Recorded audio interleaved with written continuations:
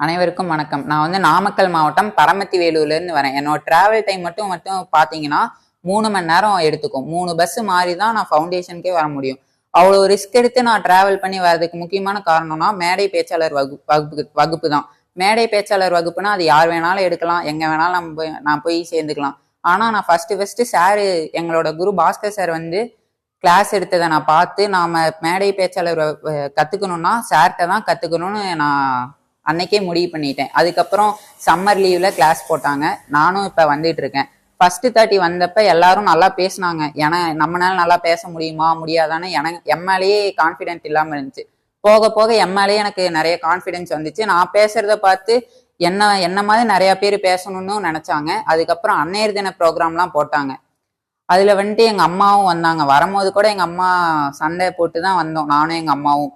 அதுக்கப்புறம் எங்க அம்மா கிட்ட நான் வீட்டுக்கு போனதுக்கப்புறம் பெரிய சேஞ்சையே நான் எதிர்பார்த்தேன். அதுக்கப்புறம் பாத்தீங்கன்னா எங்க அப்பா எனக்கு மட்டும் ஒரு வருஷத்துக்கு எவ்வளவு செலவு பண்றதையும் நான் தெரிஞ்சுக்கிட்டேன். அப்புறம் இயற்கை விவசாயத்தை பத்தி நான் நிறையாவே தெரிஞ்சுக்கிட்டேன். அதுக்கப்புறம் டைம் மேனேஜ்மெண்ட்டு, கிளாஸ் இப்ப 9:30க்கு ஆரம்பிச்சா 3:30க்கு தான் முடியும்.